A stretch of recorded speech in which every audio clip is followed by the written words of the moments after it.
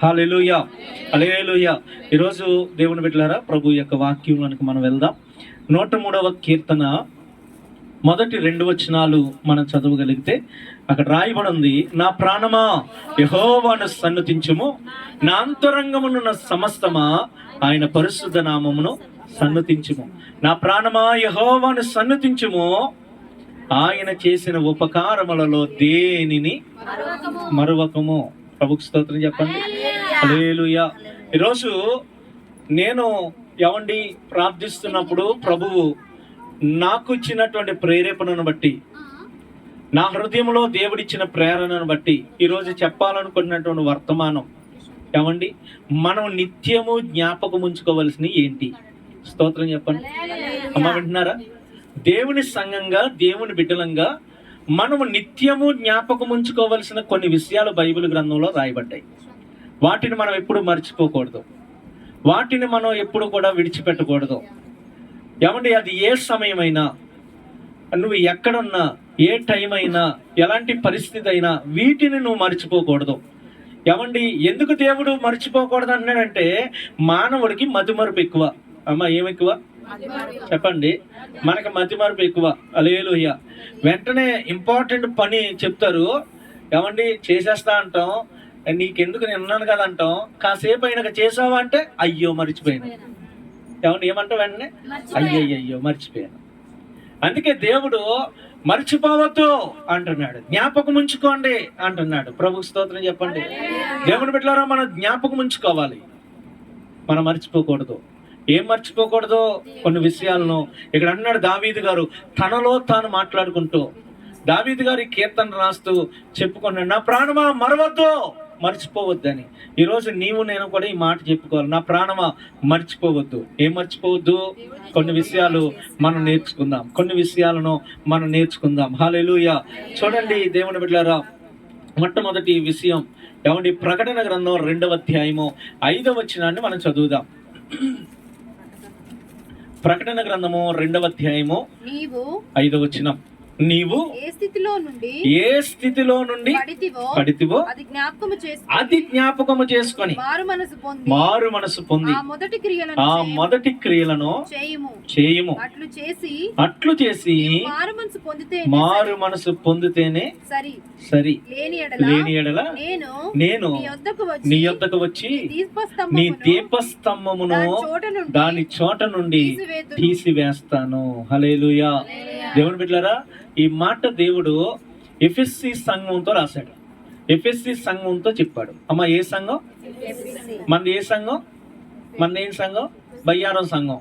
హల్లెలూయా. ఇదేం సంఘం అంటే ఎఫెసీ సంఘం. అంటే ఎఫెసీ పట్టణంలో ఉన్న సంఘం అని అర్థం. స్తోత్రం చెప్పండి. ఆ సంఘం ఎఫెసీ పట్టణంలో ఉంది కాబట్టి ఎఫెసీలో ఉన్న సంఘపు దూత. సంఘపు దూత అంటేనేమో శ్రద్ధగానండి, సంఘపు దూత అంటే పాస్టర్ గారు. హల్లెలూయా. దీపస్తంభము అంటే సంఘము. ప్రభుకు స్తోత్రం చెప్పండి. ఈ ప్రకటన గ్రంథంలో రాయబడినటువంటి మాటలు 20వ వచనం, మొదటి అధ్యాయం 20వ వచనంలో రాయబడింది. చూడండి. కాగా నీవు చూచిన వాటిని, ఉన్న వాటిని, వీటి వెంట కలగబోవు వాటిని, అనగా నా కుడి చేతిలో నువ్వు చూసిన 7 నక్షత్రములను గూర్చిన మర్మమును, ఆ 7 సువర్ణ దీపస్తంభముల సంగతియు రాయము. ఆ 7 నక్షత్రములు 7 సంఘాలకి దూతలు, ఆ 7 దీపస్తంభములు 7 సంఘములు. ప్రభుకు స్తోత్రం చెప్పండి. 7 నక్షత్రాలు ఎవరికి గుర్తును? సేవకులకు గుర్తు. అయితే 7 దీపస్తంభాలు సంఘాలకు గుర్తు. ఇప్పుడు దీపస్తంభము అనే మాట మనకి ఇక్కడ వచ్చినప్పుడు, ఈ ప్రకటన గ్రంథంలో వచ్చినప్పుడు, అది సంఘాన్ని ఉద్దేశించి రాయబడిందని అర్థం. హల్లెలూయా. ప్రభుకు స్తోత్రం చెప్పండి. ఇక్కడ దేవుడి సంఘానికి రాస్తూ ఏమంటున్నాడండి? నీవు ఏ స్థితిలో నుండి పడిపోతావో అది జ్ఞాపకం చేసుకొని మారు మనసు పొంది ఆ మొదటి క్రియను నువ్వు చెయ్యి. మనం ఏం జ్ఞాపకం చేసుకోవాలండి? ఏం జ్ఞాపకం చేసుకోవాలి? నువ్వు ఏ స్థితిలో పడిపోతున్నావో నీకు తెలియాలా? అర్థమవుందా? కొంతమంది ఆత్మీయ జీవితంలో పడిపోవడానికి కొన్ని సంఘటనలు కారణమవుతూ ఉంటాయి. హల్లెలూయా. ఇక్కడ ఒక తీర్మానం చేసుకుంటాం, ప్రభువా ఇక ముందు నేను ఎలా ఉండను ప్రభువా అని ఒక తీర్మానం చేసుకుంటాం. దేవుని బిడ్డలారా, వెంటనే ఆ తీర్మానం నుంచి మనం పడిపోవడానికి ఒక సంఘటన కారణమవుతుంది. అందులో మనం నిలవకపోవడానికి ఏదన్నా ఒక సందర్భం కారణమవుతుంది. ఇక్కడ దేవుడు అదే అంటున్నాడు, నువ్వు ఏ స్థితిలో ఉన్నప్పుడు పడిపోయావో, దేని కారణంగా నువ్వు పడిపోయావో, ఏ పరిస్థితుల గుండా నువ్వు నడుస్తున్నప్పుడు పడిపోయావో అది జ్ఞాపకం చేసుకుంటున్నాడు దేవుడు. ప్రభుకి స్తోత్రం చెప్పండి. ఏమన్నా అంటే నేను ఒక చిన్న మాట చెప్తాను మీకు. ఇప్పుడు ఇక్కడ ఉన్నప్పుడు నువ్వు ప్రార్థన చేస్తావు, వాక్యమిని ప్రార్థన చేస్తావు, ప్రభువా ఎన్నడూ నా కుటుంబంలో ఎప్పుడు నేను గొడవలు పెట్టుకోను, ఎప్పుడు కూడా నా నోరుని నేను పడేసుకోను అనుకుంటావు. నా నోరు అస్సలు బయటికి లేవకూడదు ప్రభువా, నేను ఇక నీతోనే తీర్మానం చేసుకున్నా, ఏమండి నా గొంతుకి కత్తి పెట్టేసుకుంటాను అవసరం అయితే అనుకున్నావు. ఇంటికి వెళ్ళగానే మీ ఆయన ఏదో అంటాడు, నీకు ఎక్కలేని బీపీ వస్తుంది. రాగానే ఇంకా ఏమవుతుంది, నువ్వు ఏదైతే చేయకూడదు అనుకున్నావో మళ్ళీ అదే చేస్తున్నావు. అంటే నువ్వు ఏ విషయంలో పడిపోతున్నావు ఇప్పుడు? భార్య భర్తలకు వచ్చిన చిన్న చిన్న ఏమండి సమస్యల్లో నీ నోరు కాపాడుకోలేక పడిపోతున్నావు. హల్లెలూయా. ప్రభు స్తోత్రం చెప్పండి, గట్టిగా చెప్పండి. ఒక తీర్మానం చేసుకుంటావు, ఏది ఏమైనా నేను ఖచ్చితంగా ఇది దేవునికి ఇవ్వాలి. ఇందాక అక్క అన్నది కదండి, ఖచ్చితంగా ఈ 500 దేవుడికి ఇచ్చేయాలా అని తీర్మానం చేసుకుంది. ఏమండి మరి ఎట్లా మిస్ అయిపోయింది? వాళ్ళ అబ్బాయికి కడుపులో నొప్పి రాగానే టక్కన తీసి హాస్పిటల్కి ఖర్చు. హల్లెలూయా. అంటే నువ్వు దేవునికి ఇచ్చిన తీర్మానంలో ఎప్పుడు పడిపోతున్నావు? ఏదైనా కొంచెం సమస్య రాగానే దాంట్లో పడిపోతున్నావు. హల్లెలూయా. అలాగే నీ ఆధ్యాత్మిక జీవితంలో దేవుని బిడ్డలారా నువ్వు ఎప్పుడు పడిపోతున్నావు? నువ్వు తీర్మానం చేసుకుంటావు, 52 ఆదివారాలు నేను క్రమం తప్పకుండా చర్చికి రావాలని. అవండి మరి ఎందుకు మానేస్తున్నావు అంటే దానికంటే కొన్ని కారణాలు చెప్తావు. ఇక్కడ ప్రభు అదే అంటున్నాడు, నువ్వు ఏ స్థితిలో పడిపోతున్నావో అదేంటో నువ్వు ముందు ఐడెంటిఫై చేయి. అసలు నీకున్న సమస్య ఏంటో తెలుసా? నీకు ఏ సమస్య ఉందో నీకు తెలియకపోవడమే నీ సమస్య. ప్రభు స్తోత్రం చెప్పండి. అమ్మ అర్థమైందా?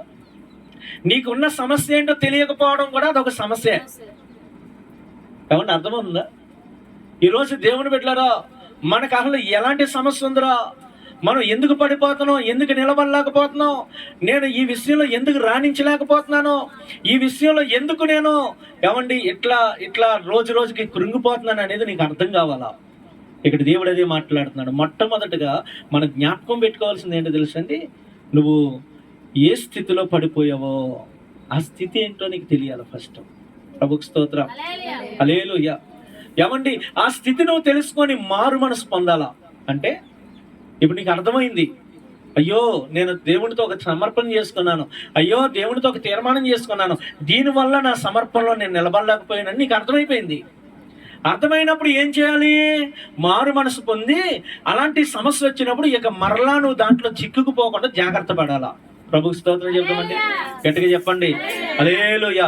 అమ్మా కొంతమంది ఎలా ఉంటారంటే, ఒక సమస్య వస్తుందండి, అది వచ్చినప్పుడు వారు ఆ సమస్యను జయించలేక పాపంలో పడిపోతారు, ఆ సమస్యను జయించలేక ఆత్మీయ జీవితంలో పడిపోతారు. ఏమండి అప్పటికప్పుడు అనుకుంటారు, నేను అసలు ఎందుకు చేశా, ఇక మరలా ప్రభు ఇలాంటి సమస్య వస్తే నేను ఎన్నడూ దీంట్లో పడినా అనుకుంటాం. రేపు మళ్ళీ అదే సేమ్ ప్రాబ్లం రాగానే మళ్ళీ పడిపోతాం. హల్లెలూయా. స్తోత్రం చెప్పండి. ఇంకా బెస్ట్ ఎగ్జాంపుల్ ఏంటంటే, ప్రభు నేను సీరియల్ చూడనయ్యి అని తీర్మానం చేసుకుంటాం. అమ్మ ఏంటి చెప్పండి? నేను సీరియల్ చూడనయ్యి అని తీర్మానం చేసుకుంటాం. ఏమండి రేపు కరెక్ట్గా టీవీ సీరియల్ వచ్చే టయానికి పక్కింట్లోంచి పాట వస్తూ ఉంటది. అమ్మ పక్కింట్లో వచ్చి అంతరంగాలని పాట వస్తుంది. హల్లెలూయా. కార్తీక దీపం ఏం పాట అది, ఆ పాట వస్తుంది. ఆ పాట వినగానే ఇక నీకు మళ్ళా రేపు నుంచి మానేద్దాంలే. హల్లెలూయా. రేపు నుంచి మానేద్దాం, ఈ ఒక్కరోజే ఇక ఫైనల్ ఇది. అంటే చూడండి, నీ జీవితంలో ఒక సమర్పణలో నువ్వు పడిపోతున్నావు. ఏ విషయంలో పడిపోతున్నావు అనేది నీకు తెలియాలి ఫస్ట్. నువ్వు ఆ విషయంలో పడిపోతున్నప్పుడు నువ్వేం చేయాలో తెలుసా? మారు మనసు పొందాలా. దాని విషయంలో ప్రభా ఇక ముందు నేను ఇట్లా చేయను ప్రభా అని మారు మనసు పొందాలా. అది ఎంత వెటకారంగా అంటే, అది ఎంత జోక్ అంటే అండి, పదే దాంట్లో పడిపోవడం అంటే అది ఎంత మూర్ఖత్వం అంటే, దేవుని బిడ్డలారా ఒక చిన్న ఎగ్జాంపుల్ చెప్తాను. ఇప్పుడు నువ్వు ఈ బజార్ కొత్తగా వచ్చావు అనుకోండి, హల్లెలూయా. ఈ బజార్ కొత్తగా వచ్చావు, ఫుల్ వర్షం వచ్చింది. ఈ రోడ్డు చివరన అమ్మ ఇలా డౌన్ దిగే దగ్గర వర్షం వచ్చినప్పుడు ఏమవుతుందో తెలుసా, మట్టి అంతా కరిగిపోయి పెద్ద గుంట తయారవుద్ది. బండి కనుక పొరపాటును వెళ్ళి అలా దించారనుకోండి, వెనకాల ఉన్న ముగ్గురు కిందడిపోవడమే. హల్లెలూయా. ఇప్పుడు మొదటి రోజు నువ్వు వెళ్ళావు, నీకు తెలియదు కదా, స్పీడ్కి వెళ్ళావు, అల్లో పడిపోయావు. ఇప్పుడు రెండో రోజు ఏం చేయాలి అమ్మ? రెండో రోజు ఏం చేయాలి? ఆ దారంటే వెళ్ళినప్పుడు, ఓహో ఇక్కడ గుంట ఉంది, నేను ఇటు నుంచి వెళ్తా పడిపోతాను అని నువ్వు పక్క నుంచి వెళ్ళాలా, అంతేనా? లేకపోతే రెండో రోజు కూడా మర్చిపోయి దాంట్లో పడతావా? అట్లట్లేదు. ఇప్పుడు మొదటి రోజు పడి, రెండో రోజు పడి, 10 రోజులైనా 10 రోజులు వరుసగా పట్టామనుకో, చూసినాడు ఏమంటాడు? వీడికి బండి నడపడం రాదరా, ఏమంటాడమ్మా? అట్లట్లేదు. వీడికి బండి నడపడం రాదో. అలాగే నీ ఆత్మీయ జీవితంలో ఓకే, ఒక రోజు ఏమండి నిన్ను నువ్వు అణుచుకోలేక చూసావు, నిన్ను నువ్వు అణుచుకోలేక చేసావు, ఒక సమర్పణ నుంచి తప్పిపోయినావు. మరి రెండో రోజైనా నువ్వు అణుచుకోవాలి కదా. రెండో రోజు కూడా అదేనా? మూడో రోజు, నాలుగో రోజు దాన్ని ఏమంటారు తెలుసా? మూర్ఖత్వం అంటారు. దాన్ని ఏమంటారమ్మా? మూర్ఖత్వం. ఏమంటే బుద్ధిహీనత. హల్లెలూయా, స్తోత్రం చెప్పండి. ఇప్పుడు ప్రభువు మాట్లాడుతున్నాడు, నువ్వు నేను జ్ఞాపకం పెట్టుకోవాల్సింది ఏంటో తెలుసా? ప్రాముఖ్యమైన విషయం, నువ్వు ఏ విషయంలో పడిపోతున్నావో, ఏ విషయంలో తప్పిపోతున్నావో అదేంటో నువ్వు జ్ఞాపకం పెట్టుకొని ఆ విషయంలో మరలా పడిపోకుండా అమ్మా నువ్వు మారు మనసు పొంది, నువ్వు ఏదైతే చేస్తానని మొదట తీర్మానం చేసుకున్నావో, మొదటి భక్తి జీవితం ఏదుందో ఆ మొదటి క్రియలు చేయమంటున్నాడు దేవుడు. ప్రభుకి స్తోత్రం. హల్లెలూయా. నువ్వు ఎలాగైతే బ్రతకాలని నువ్వు దేవునితో ఒక సమర్పణ చేసుకున్నావో ఆ మొదటి క్రియను చెయ్యి. నువ్వు వదిలేసిన ప్రేమను మరలా తిరిగి కనపరచు అని దేవుడు మాట్లాడుతున్నాడు. ప్రభుకి స్తోత్రం. హల్లెలూయా. సంగమా, ఈరోజు దేవుడు మాట్లాడుతున్నటువంటి మాట ఎఫెసీ సంఘంతో మాట్లాడాడు దేవుడు. ఇదిగో నువ్వు ఆ మొదటి క్రియను మరలా జాగ్రత్తగా చేయకపోతే నేను నీ వద్దకు వచ్చి నీ దీపస్తంభాన్ని తీసేస్తానన్నాడు. హల్లెలూయా. దీపస్తంభం అంటే ఏమని చెప్పాను? చర్చినే లేపేస్తాను రా జాగ్రత్త అన్నాడు దేవుడు. సంఘాన్ని లేపేస్తా జాగ్రత్త అన్నాడు. సంఘం అనేది లేకుండా చేస్తాను జాగ్రత్త అన్నాడు. బైబిల్ గ్రంథంలో ఎఫెసీ సంఘం అనేది చాలా ప్రాముఖ్యమైన సంఘం. అది ఎఫెసీ సంఘం బైబిల్ గ్రంథంలో ఎఫెసీ సంఘం అనేది చాలా పెద్ద సంఘం, చాలా ప్రాముఖ్యమైన సంఘం. ఎందుకు ప్రాముఖ్యమైన సంఘం అంటే ఆ సంఘంలో హేమీలందరూ కూడా సంఘంలో పనిచేశారు, పాస్టర్లుగా చేశారు. ఎవరెవరు చేశారయ్యా అంటే అపోస్తలుడైన పౌలు గారు సంఘంలో పాస్టర్గా చేశాడు, పేతురు గారు ఆ సంఘంలో పాస్టర్గా చేశాడు, తిమోతి గారు ఆ సంఘంలో పాస్టర్గా చేశాడు, దేవుని బిడ్డలారా యోహాను గారి యొక్క చివరి కాలం ఆ సంఘంలో పాస్టర్గా చేశాడు. ఇంకా ఎవరి చరిత్రలో మరికొంతమంది ఆ సంఘంలో పాస్టర్లుగా చేశారు. యేసు ప్రభు వారి తల్లి కూడా చచ్చిపోకముందు ఎఫెసీ పట్టణానికి వెళ్ళి ఆ సంఘంలో గడిపింది కొంతకాలం. అంత ప్రాముఖ్యమైన సంఘం. హల్లెలూయా. అలాంటి సంఘం ఏం చేస్తుందంట? ఏమండి పడిపోతా వస్తుంది, మాటికి పడిపోతుంది. ఒక సమర్పణ చేసుకుంటున్నారు సంఘం అంతా కలిసి, అందులో పడిపోతున్నారు. ఏమండి ఆ ప్రేమను వదిలేసుకుంటున్నారు, ఆసక్తిని వదిలేసుకుంటున్నారు, ప్రార్థన వదిలేసుకుంటున్నారు, ఆత్మ సంబంధమైనటువంటి విషయాలను నిర్లక్ష్యంగా బ్రతుకుతున్నప్పుడు దేవుడు హెచ్చరించాడు, సంఘమా మారతావా లేదంటే సంఘాన్ని తీసమంటావా? సంఘం లైట్ తీసుకుంది అంటే దాన్ని ఈజీగా తీసుకుంది. దేవుని వార్నింగ్లో, దేవుని హెచ్చరికలో పాటించలేదు. ఈరోజు ప్రపంచంలో ఎఫెసీ పట్టణం అనేది లేకుండా పోయింది. ఏమండి దేవుడి చెప్పినటువంటి ఈ మాటలో సంఘం ఎప్పుడైతే గమనించలేదో 3వ శతాబ్దం వచ్చేటప్పటికంటే ఈ మాట చెప్పబడినటువంటి 200 సంవత్సరాల తర్వాత ఎఫెసీలో సంఘం లేదు. సంఘం పోయింది. పెద్ద సంఘం, గొప్ప సంఘం, గొప్ప దైవజనులు పనిచేసినటువంటి సంఘం. హల్లెలూయా.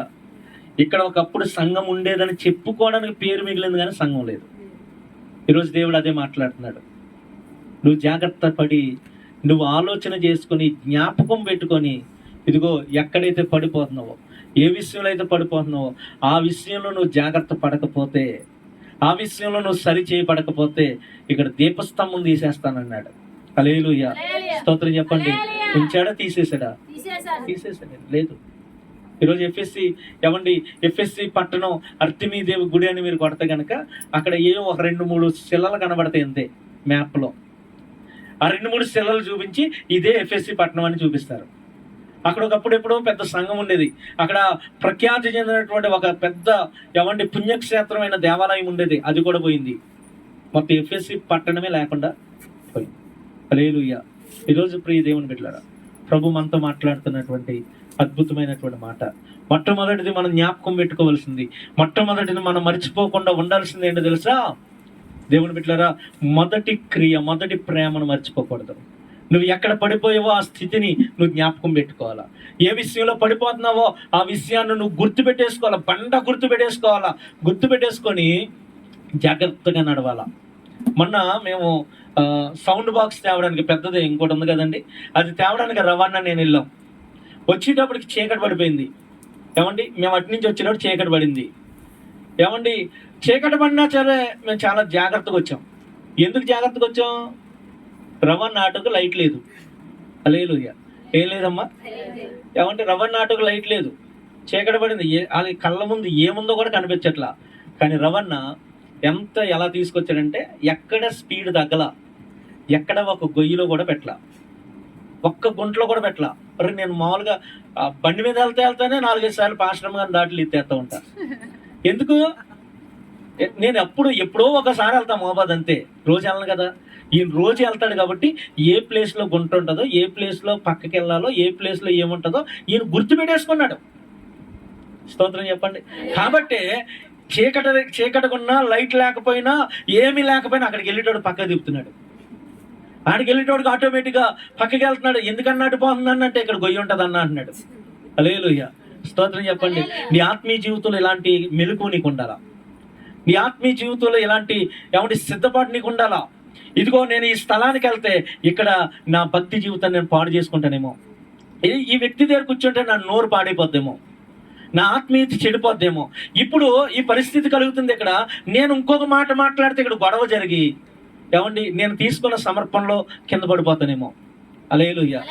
ఈ శ్రద్ధ నీకు ఉండాలి కదా, ఈ ఆలోచన నీకు ఉండాలి కదా. అందుకే దేవుడు అంటున్నాడు, జ్ఞాపకం పెట్టుకో. ఒకసారి ఏదైనా ఒక ఇన్సిడెంట్ జరిగినప్పుడు ఇది దేవునికి ఇష్టంగా లేదనుకున్నప్పుడు నీకు గుర్తుండిపోవాలి, పండగ గుర్తుండిపోలేక. మరలా అలాంటి సందర్భం వచ్చినప్పుడు ఎంత మాత్రం దాని నుంచి తప్పించుకొని బయటకు రావడమే తప్ప అందులో కూరుకుపోవడానికి వీలు లేనే లేదు.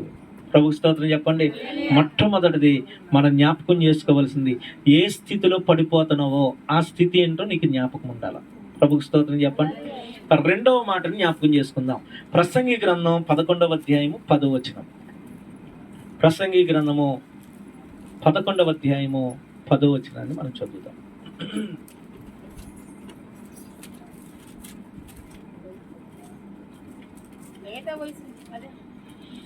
చదువమ్మా. 11వ అధ్యాయము 10వ వచనం. లేత వయసును నడిప్రాయమును గతించిపోవునవి గనుక నీ హృదయములో నుండి వ్యాకులమును తొలగించుకొనుము, నీ దేహమును చెరుపు దాన్ని తొలగించుకొనుము. 9వ వచనం కూడా చదువుదాం. యవ్వనుడా, నీ యవ్వనమందు సంతోషపడము, నీ యవ్వన కాలమందు నీ హృదయము సంతుష్టిగా ఉండనిమ్ము, నీ కోరిక చొప్పునను నీ దృష్టి యొక్క ఇష్టము చొప్పునను ప్రవర్తించుము. అయితే వీటన్నిటిని బట్టి దేవుడు నిన్ను తీర్పులోనికి తెచ్చినని జ్ఞాపకం ఉంచుకొనుము. ప్రభు స్తోత్రం చెప్పండి. ఇక్కడ 2 మాటలు ఉన్నాయి అమ్మా. ఎన్ని మాటలు? ఇక్కడ మనం జ్ఞాపకం పెట్టుకోవలసిన 2 విషయాలు ఉన్నాయి. ఏంటి ఆ 2 విషయాలంటే, లేత వయసు నడిప్రాయం గతించిపోతుంది. ప్రభుకు స్తోత్రం చెప్పండి. అంటే టైం అయిపోతుంది. దేనికి టైం అయిపోతుంది? మనం హ్యాపీగా సంవత్సరం అవగానే హ్యాపీ బర్త్డే కేకులు కట్ చేస్తాం, కానీ నీకు విషయం అర్థం కావట్లా. నీ జీవితంలో ఒక సంవత్సరం అయిపోయింది, నువ్వు మరణానికి ఒక సంవత్సరం ముందుకెళ్ళావని. స్తోత్రం చెప్పండి. నువ్వు చచ్చిపోవడానికి ఒక సంవత్సరం ముందుకెళ్తే హ్యాపీ బర్త్డే నీకు. హల్లెలూయా. అందులో హ్యాపీ ఏంటి? భయం పుట్టాలా. వామ్మో, నా జీవితంలో సంవత్సరం అయిపోయింది, నా బ్రతుకులో సంవత్సరం అయిపోయిందని భయం పుట్టాలా. సంతోషించవలసిన సమయం కాదు అది. ప్రభు స్తోత్రం చెప్దాం. హల్లెలూయా. దేవుని బిడ్డలారా, జాగ్రత్త. లేత వయసు నడిప్రాయం గతించిపోతుంది అంటే సమయం అయిపోతుంది. ఇంకా సిద్ధపడలేదా? ఇంకా దేవునికి ఇష్టంగా మారడానికి నీ జీవితంలో ప్రయత్నం చేయట్లేదా? ఇంకా టైం ఉందనుకున్నావా? లేదు బిడ్డ, టైం లేదు. దేవుడు ఏమన్నాడంటే, యేసయ్య ఏమన్నాడు, రేపు నీది కాదు మా ఏంటి, ఈరోజు ఉదయం లేసావు ఏమండి, అప్పుడే ఈరోజు ఉదయం లేచిందే నుంచి 12:30 గంటలు అయిపోయింది. అంటే 6:30 గంటలు అయిపోయింది. నువ్వు 6 గంటలు లెగిస్తే 6:30 గంటలు అయిపోయింది అప్పుడే. ఏమండి, ఇంకొక 6:30 గంటలు ఈ రోజులో, ఇంకొక 12 గంటలు ఈ రోజులో ఉంది. 11:30 గంటలు ఉంది ఇంక ఈ రోజు ముగించబడ్డానికి. ఈ 11:30 గంటల్లో నువ్వు ప్రభు కోసం ఏం చేసావు? టైం అయిపోతుంది, లేదు. స్తోత్రం చెప్పండి. దేవుడి కొరకు ఏం చేసావు? నీ కొరకు చాలా చేస్తున్నావు. ఏమండి, నీ కోసం వంట చేసుకున్నావు, నీ కోసం స్నానం చేసినావు, నీ కోసం ఏమండి ఉద్యోగం చేసుకున్నావు, నీ కోసం అన్నీ చేస్తున్నావు. మరి సమయం గతించిపోతుంది. దేవుడి కొరకు ఏం చేసావు? నీ పిల్లల కొరకు చేసావు, ఏమండి నీ తల్లిదండ్రుల కొరకు చేసావు, నీ కొరకు ఎన్నో చేస్తున్నావు ప్రతిదినం. మరి దేవుడి కొరకు ఏం చేస్తున్నావు? ఆలోచించేయండి. ఈరోజు మనం జ్ఞాపకం పెట్టుకోవాల్సింది ఏంటో తెలుసా? సమయం గతించిపోతుంది. నా దేవుడి కొరకు నేను ఏమైనా చేశానా? నా ప్రభువు కొరకు నా జీవితంలో ఈ రోజు నేను ఏదైనా ఒక పని అయినా నా దేవుని కొరకు నేను చేశానా? అయ్యగారు పొద్దున్నే లేవగానే ప్రార్థన చేస్తున్నాం కదా, అది దేవుడి కొరకు కాదు. ఎవరి కొరకు? నీ కొరకు. స్తోత్రం చెప్పండి. హల్లెలూయా. నువ్వు దేవుని కొరకు ఏం చేస్తావు? ఏం చేయాలన్నా లేచిన తర్వాత ఒకరికైనా నీ సాక్ష్యం చెప్పు. ఆ రోజు అవ్వకముందు ఒకరికైనా స్వార్థ చెప్పు. ప్రభువు కొరకు చెప్పు. అయ్యా ఇదిగో రోజులు బాగలేదు, యేసు ప్రభు వస్తానన్నాడు, ఆయన గొప్ప దేవుడు, ఆయన దగ్గరికి వస్తే నేను విడిపిస్తాడు, ఆయన ఉన్నతమైన దేవుడు, నా జీవితంలో ఈ మేలు చేశాడు, లేదా నా సంఘంలో ఈ మేలు చేశాడు. నువ్వు ప్రభు దగ్గర రా, నీ కుటుంబం బాగుంటుంది, నీ జీవితం బాగుంటుందని ఆ రోజులో ఒక్కరికైనా నువ్వు దేవుడి కొరకు చెప్పు. అది ప్రభు కొరకు చేయడం. హల్లెలూయా. లేదంటే అన్నా ఇదిగో నేను ఎలాగ సువార్త ప్రకటించలేకపోతున్నాను, నేను ఎలాగ 10 మందికి చెప్పలేకపోతున్నాను, ఇదిగో మన బజార్లో ఒక ప్రార్థన కూడికి పెట్టు, మన బజార్లో ప్రార్థన కూడికి పెట్టు. ఒకవేళ దానికి వచ్చిన వాళ్ళు ఓకనే రారు కదా, ఏదైనా ఏర్పాటు చేస్తాను, దానికి నేను పెట్టుకుంటాను, ఖర్చు నేను పెట్టుకుంటాను. నువ్వు దేవుడి కొరకు అలాంటి కార్యం ఏమన్నా చేస్తున్నావా? కాబట్టి ఎన్నో రోజులు గతించిపోయినాయి. నీ కొరకు ప్రభు ఎన్నో చేశాడు. హల్లెలూయా. శ్రీకాకుళం పట్టణంలో ఏమండి, శ్రీకాకుళంకి ఒరిస్సాకి బార్డర్లో ఒక ఊరు ఉంటుందంటండి. పిఎస్ స్వామి గారని ఆయన చెప్పినటువంటి సాక్ష్యం ఇది. పిఎస్ స్వామి అని కొడితే మీకు యూట్యూబ్లో వస్తుంది, ఆయన ప్రసంగాలు వస్తాయి. ఆయన చెప్పిన సాక్ష్యం, ఒకసారి విశాఖపట్నంలో ఆయన మీటింగ్ పెడితే ఒక అమ్మాయి, ఒక కాలేజ్ అమ్మాయి ఏమండి వచ్చిందంట. వచ్చి సార్ మా ఊళ్ళో ఇలాంటి ప్రార్థన పెడతారా అని అడిగిందంట. స్తోత్రం చెప్పండి. క్షమించండి, ఇది పిఎస్ స్వామి గారి జీవితంలో కాదండి, ఎవరు యేసన్న గారి జీవితంలో జరిగింది. ఇది పిఎస్ స్వామి గారి దగ్గరకు వచ్చింది ఈ యవనస్తురాలు కాదు, ఆమె ఒక ఉద్యోగస్తురాలు. ఏమండి, యేసన్న గారి దగ్గరకు వచ్చిందంట. అన్న మా ఇంటికి రండి, ఫాస్ట్ గారు మా ఊరు రండి, మా ఊరు వచ్చి మా ఊళ్ళో ఒక ప్రార్థన పెట్టనంటే, అమ్మ వస్తానులే అన్నాడంటే యేసన్న గారు. హల్లెలూయా. వస్తానులే అన్నాడంట. అన్నాడు కానీ వెళ్ళట్లేదు. ఆమె ప్రతి వారం వస్తుంది, ప్రతి వారం అడుగుతుందంట. ఈయనకేమో పాపం ఖాళీ ఉండట్లేదంట. ఆమె అనుకుందంట, అమ్మాయి అనుకుందంట, ఓహో మీటింగ్ పెట్టాలంటే డబ్బులు కావాలి కదా, అయ్యగారు మీటింగ్ పెడతానికి ఖర్చు కావాలి కదా, ఖర్చు పెట్టుకోవడానికి అంత డబ్బు ఖర్చు పెట్టడానికి అయ్యగారు ఏమైనా ఇబ్బంది పడుతున్నారేమో అని. దేవుని బిడ్డలారా, అమ్మాయి ఏం చేసిందో తెలుసండి, వాళ్ళ అమ్మోళ్ళు ఏమంటే కొన్నటువంటి మెల్లో చైను, చెవిలీలు, గాజులు తెచ్చి, అన్న ఇదిగో ఇవి అమ్మి మా ఊళ్ళో స్వార్థ మీటింగ్ పెట్టండి అన్న, ఎంతో మంది నశించిపోతున్నారని అడిగిందంట. హల్లెలూయా. మరి అర్థమవుతుందా? ఈ తీసుకోండి అన్న, నా దగ్గర ఇవ్వడానికి డబ్బులు లేవు, నా దగ్గర ఉన్న ఇయ్యే. ఏమైనాయి అంటే నేను ఏదో చెప్పుకుంటా మా అమ్మ వాళ్ళకి, మా ఊళ్ళో వాళ్ళకి నేను ఏదో, మా ఇంట్లో వాళ్ళకి ఏదో చెప్పుకుంటానన్నా, నన్ను కొట్టినా పర్లా, ఏమన్నా పర్లేదు, కానీ ఈ ధనం మా ఊరును మార్చిద్దంటే ఈ ధనం నేను సంతోషంగా ఇస్తానన్నా, ఇది ఖర్చు పెట్టి మా ఊళ్ళో ఒక మీటింగ్ పెట్టండి అన్న అందట. స్తోత్రం చెప్పండి. హల్లెలూయా. యేసన్న గారి హృదయం చలించిపోయింది. ఆయన అన్నాడు, నేను డబ్బు లేక మీటింగ్ పెట్టట్లేదు అనుకుంటున్నామేమో తల్లి, అందుకు కాదు, నాకు తీరిక లేక పెట్టట్లేదు, కానీ నీ ఆశ చూశాక ఇదిగో నా మీటింగ్స్ అన్ని క్యాన్సిల్ చేసుకుంటా, నీ ఊరు వచ్చి నేను సభ పెడతానని కాబట్టి ఆ ఊరు పోయి అక్కడ సభ పెట్టి వచ్చాడంట ఫాస్ట్ గారు. ప్రభు స్తోత్రం చెప్దామా? పిఎస్ స్వామి గారు కూడా అదే పని అండి. ఆయన దగ్గర కూడా ఒక ఆవిడ వచ్చింది. హల్లెలూయా. ఒక ఆమె వచ్చి ఒరిస్సా ప్రాంతంలో, అన్న ఇక్కడ ఎవ్వరు కూడా, సాహో అనే పేరండి ఆవిడ చివరన, సాహో అనే పేరు. ఏమండి ఆ పేరు ఆ ఒరిస్సా ప్రాంతంలో నివాసం ఉండే వాళ్ళకి ఉంటది. అమ్మ నువ్వేంటమ్మా, నీ పేరు ఇది కదా, నువ్వు ఎక్కడికి ఎలా వచ్చావమ్మా అంటే, మాది ఒడిస్తానండి, నేను ఇక్కడ పని చేస్తున్నాను, కూలి ఇక్కడ ఏదో తాపి పని చేయడానికి, అలా ఆయన తాపి పని చేస్తాడంట. దేవుని బిడ్డలారా, మేము ఇక్కడ ఏదో చిన్నపాటి పని చేసుకున్నామండి అన్నది. సంఘానికి వస్తా ఉంది, ఆయన వాక్యం వింటా ఉంది. ఆవిడకి అర్థమైంది, ఈ పాస్టర్ గారు మా ఊరు వచ్చి మా ఊర్లో ఈ వాక్యం ఈ సాక్షిని చెప్తే మా ఊరు మారిద్ది అనుకుంది. హల్లెలూయా. దేవుని బిడ్డలారా, ఆమె భర్త సంవత్సర కాలం కష్టపడి వారు తినటానికి మాత్రం దాంట్లోంచి డబ్బులు తీసుకొని మిగిలిన డబ్బులన్నీ దాచిపెట్టి తెచ్చి పాస్టర్ గారి చేతిలో పెట్టి, అన్న ఇదిగో ఈ డబ్బులతో మా ఊర్లో ఒక సభ పెట్టరా అని అడిగిందట. స్తోత్రం చెప్పండి. ఇవన్నీ కూడా యూట్యూబ్లో విన్న వాక్యాలు, వారి జీవితాల్లో వారు చెప్పినటువంటి సాక్ష్యాలు. ఈరోజు సమయం గతించిపోతుందండి, సమయం లేదు. నువ్వు ప్రకటించు, లేదా ప్రకటించే వాళ్ళకి సహకారంగా నిలబడు. ప్రభు స్తోత్రం చెప్పండి. హల్లెలూయా. ఏమంటే ఒక పాట ఉంటుంది, బాగా మా చిన్నప్పుడు బాగా పాడేవారు. ఏమంటే ఏం పాట అది? నా పేరే తెలియని ప్రజలు ఎందరు ఉన్నారు, నా ప్రేమను వారికి ప్రకటింప కొందరే ఉన్నారు. తర్వాత గుర్తు రావట్లేదు. హల్లెలూయా. అందులో చరణం ఉంటుంది, వెళ్ళగలిగితే మీరు తప్పక వెళ్ళండి, వెళ్ళలేకపోతే వెళ్ళే వారిని పంపండి, ఎవరైనా మీలో ఒకరైనా వెళతారా, నా ప్రేమను చెబుతారా. యేసయ్య ఈ పాట యేసు ప్రభు గనక రాస్తే ఎలా రాస్తాడనేది భక్తుడు రాశాడు. నా పేరే తెలియని ప్రజలు ఎందరో ఉన్నారా, వెళ్తావా నా కోసం?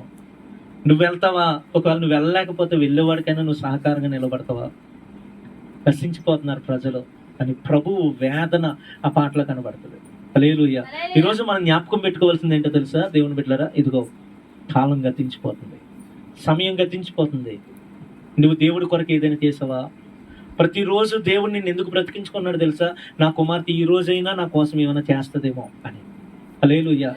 సమయం వృధాగా గడుపుతున్నావు, టీవీ ముందు గడుపుతున్నావు, వృధాగా గడుపుతున్నావు, ఫ్రెండ్స్తో గడుపుతున్నావు, లోకంతో గడుపుతున్నావు. దేవుని బిడ్డలారా, దేవుని కొరకు ఎలా బ్రతకాలనుకుంటున్నావు? దేవుని కొరకు ఏం చేస్తున్నావు ఒకసారి ఆలోచించండి, జ్ఞాపకం పెట్టుకోండి. 3వ మాటను జ్ఞాపకం చేస్తున్నాను.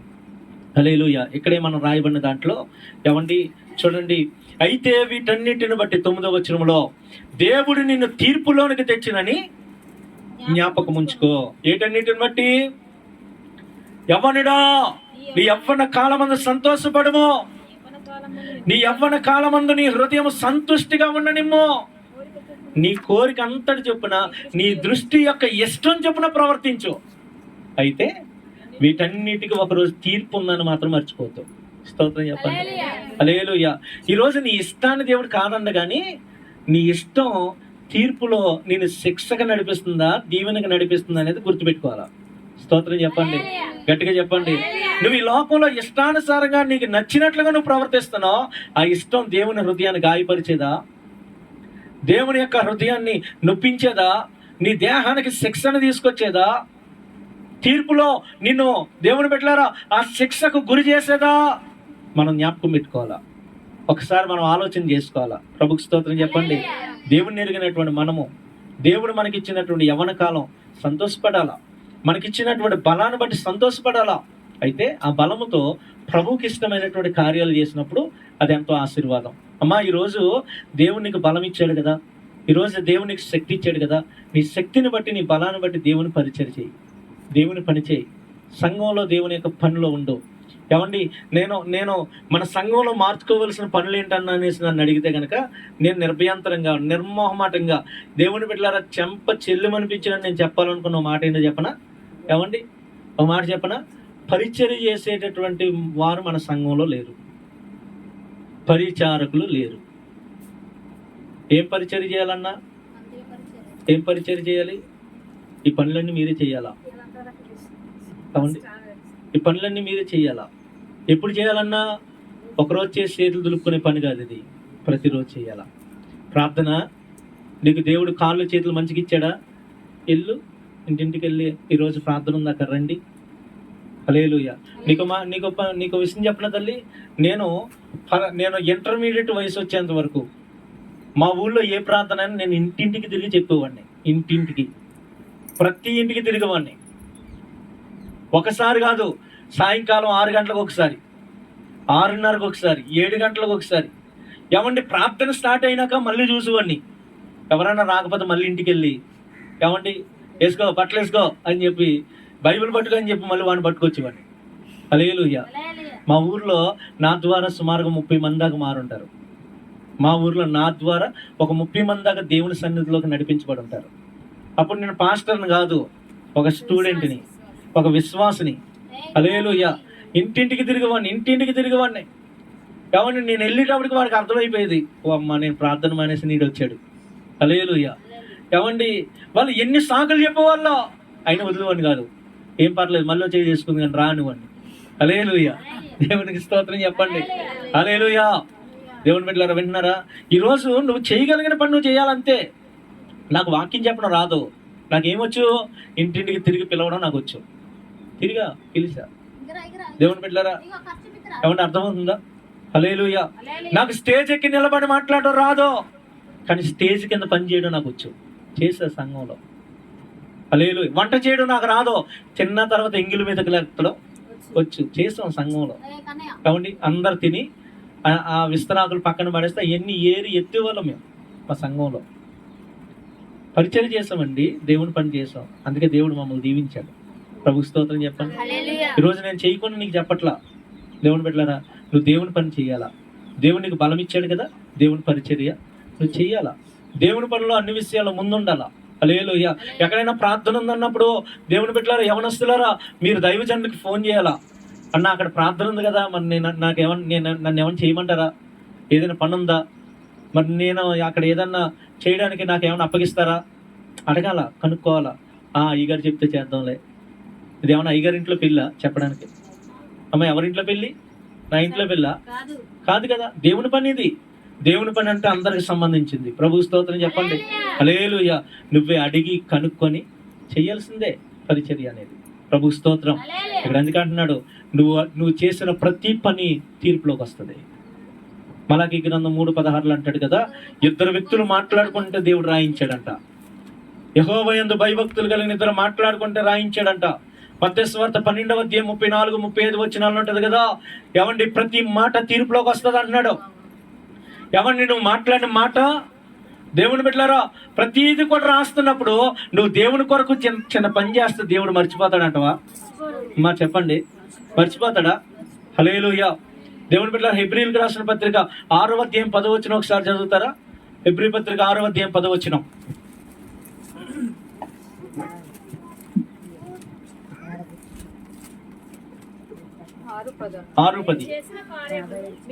మీరు చేసిన కార్యమును మీరు పరిశుద్ధులకు వినండి, మీరు పరిశుద్ధులకు పరిచారము చేసి ఉపచారము చేసి ఇంకను చేయించుటను బట్టి తన నామమును బట్టి మీరు చూపిన ప్రేమను మరచుటకు దేవుడు అన్యాయస్తుడు కాదు.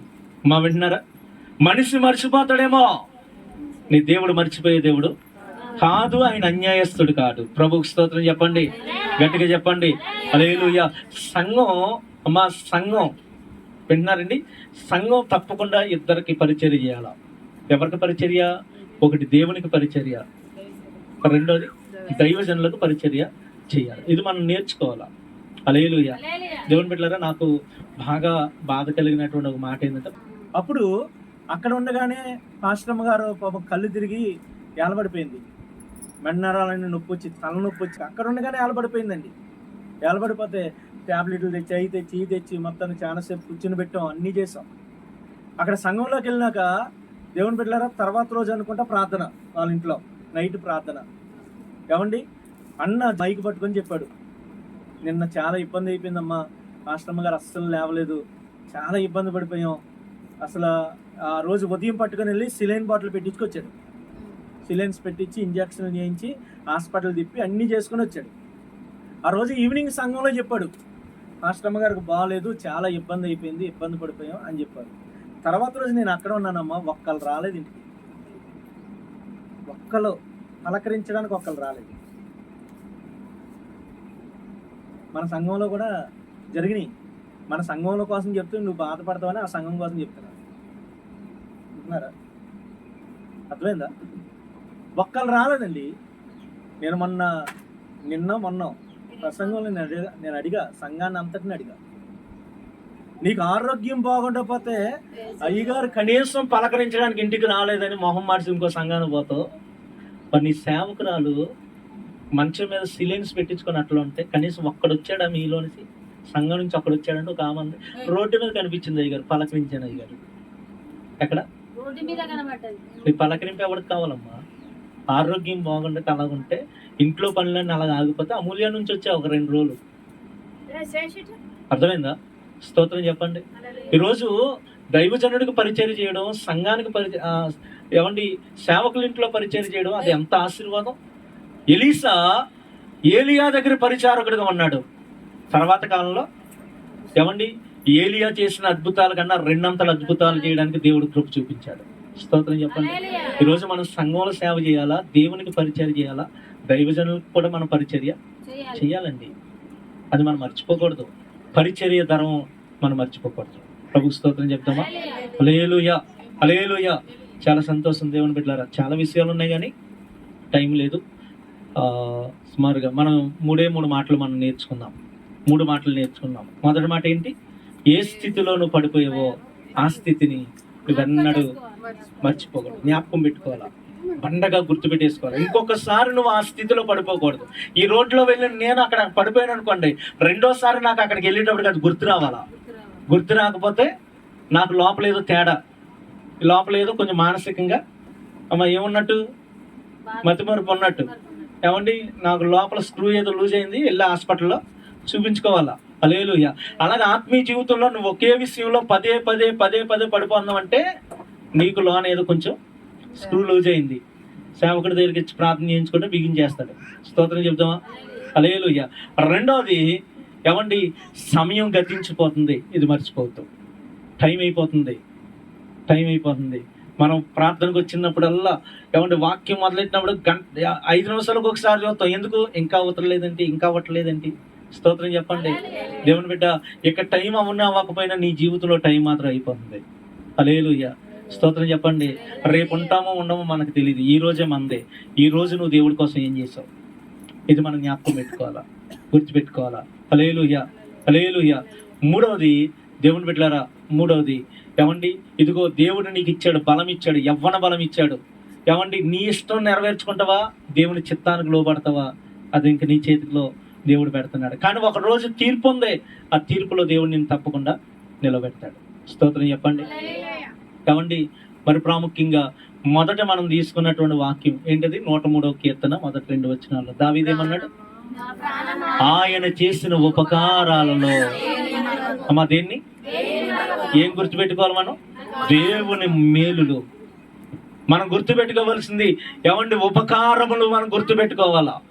మనం ఏం చేస్తామంటే మనం ఎవరికైనా ఏదైనా చేస్తా మాత్రం జీవితకాలం గుర్తుపెట్టుకుంటాం. ఇదిగో నేను వాడికి అది చేసా, ఇచ్చేసా, అది ఇచ్చా, ఇది ఇచ్చా.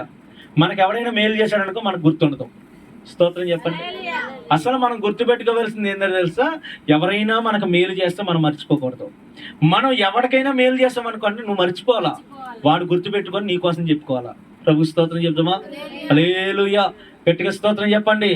అమ్మా, నీ జీవితంలో దేవుడు ఎన్నో మేలులు చేశాడు, ఎన్నో అద్భుతాలు చేశాడు.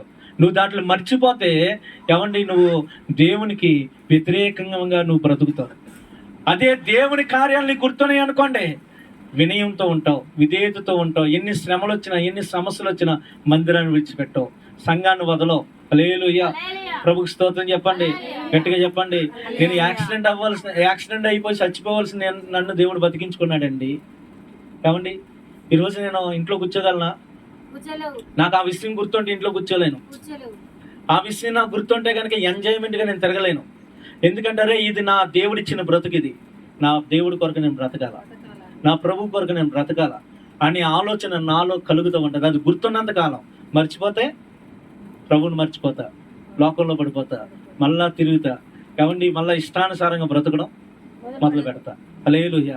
అందుకే దేవుని కార్యాలు నువ్వు మర్చిపోకుండా ఎప్పుడైతే ఉంటావో అప్పుడు నువ్వు దేవుని సంఘంలో, దేవుని సన్నిధిలో నమ్మకంగా ఎదుగుతావు. ప్రభుకి స్తోత్రం చెప్పండి, గట్టిగా చెప్పండి. దేవుని బిడ్డలారా, మన జీవితంలో వీటిని మర్చిపోవద్దు. ఇవి మర్చిపోతే కనుక మన జీవితంలో చాలా నష్టపోతాం. కాబట్టి దాని నుంచి తప్పించబడాలంటే ఈ విషయాల్లో మనం శ్రద్ధ కలిగి జీవిద్దాం. అట్టి కృప దేవుడు మనకు దయచేయను గాక. కళ్ళు మూసుకోండి, ప్రార్థన చేసుకొని వాక్యాన్ని ముగించుకుందాం.